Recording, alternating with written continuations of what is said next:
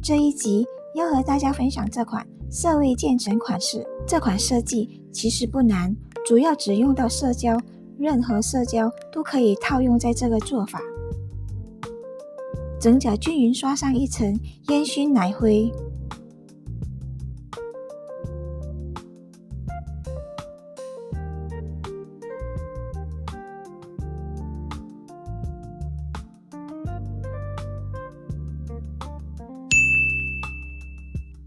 使用小格子笔，没有的话也可以用彩绘笔或者万能笔来代替，笔毛比一般的毛笔厚一些，千万不要使用那种大圆头笔，因为笔头太宽，甲面空间有限，做不出今天的效果。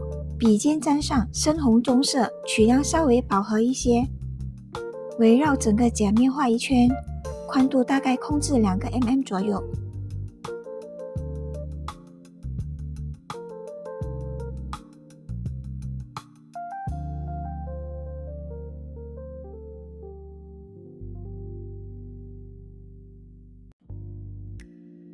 这一步不用特别追求厚度平均或者表面平整，说出大概的感觉就好。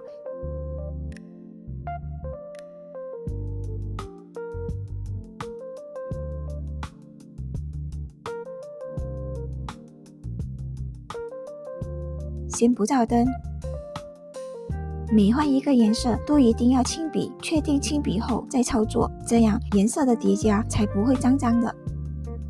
接下来以相同的方式刷上焦糖色，这一层可以稍微压到第一个颜色的范围，颜色之间不要留白或留有缝隙。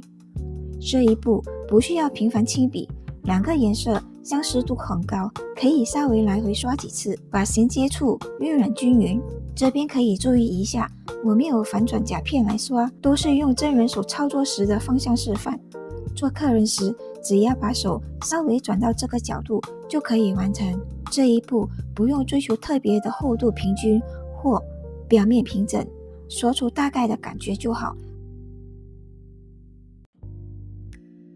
先不照灯。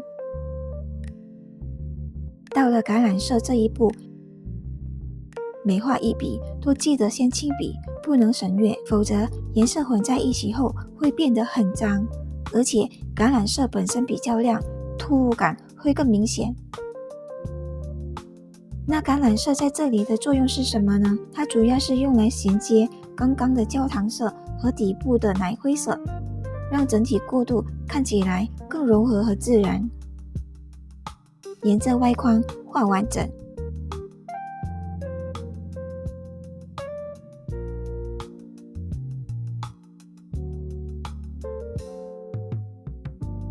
将焦糖色的刷痕稍微修饰一下，不需要完全刷到平整，保留一些刷痕的效果，反而更能呈现出今天这款的渐层层次感。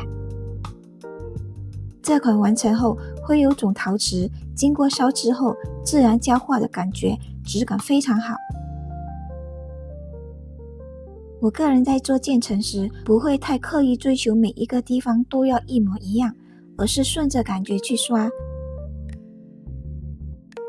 目前先不用调整这个的均匀度，等一下会示范如何将这个区域衔接得更自然。好，现在来完成整体渐层的最后一步。第一个重点就是笔一定要彻底清干净，像这样刷起来完全没有颜色才可以开始操作。沾取最一开始的底色，将这一块的奶灰区域完整涂满。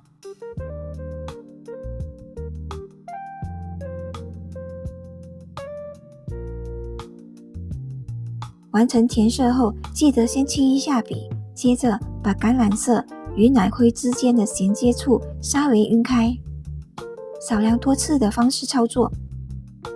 有一点很重要，就是不要一直来回补第2个颜色或者是第3个颜色，颜色来回叠加，虽然看起来很认真，但不一定比较快，反而容易让自己越刷越纠结。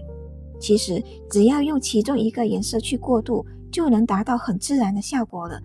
大家不妨可以试试看这个做法。最后确认一下各个颜色的交界处，如果觉得不顺，可以用奶灰再修饰过渡。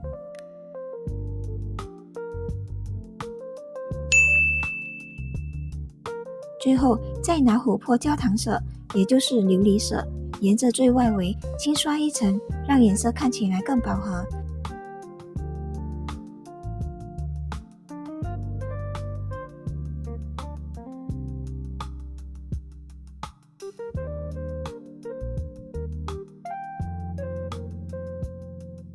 也可以利用指腹轻轻拍打，让表面呈现微微焦糖烧色的感觉。当然，用海绵拍也会有不错的效果哦。取少量的底胶，在调色盘上，再加入白色胶和先前的奶灰色一起调匀，不用花太多时间搅拌，大致混匀就可以了。整甲上一层相同的底胶，先不照灯，彩绘笔取一小颗的胶珠，放置在甲面的正中央，用笔尖快速的画圈的方式操作，将胶珠与底胶向四周晕开扩散。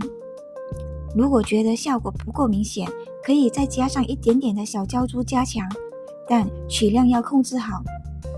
继续调整，我想要的是若隐若现的纹理感，白色不能太重，避免看起来像一块突兀的白色色块。先扣整平甲面，让款式变得更精致。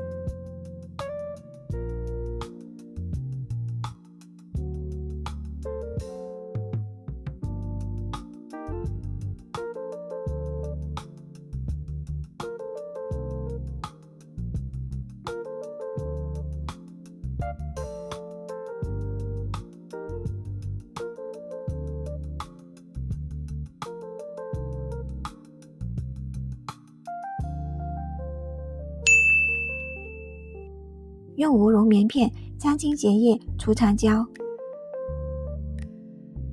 最后在中央放上一个亮片做点缀。如果想换成其他饰品也没问题，甚至可以直接省略这一步也 OK。整甲刷免清封层，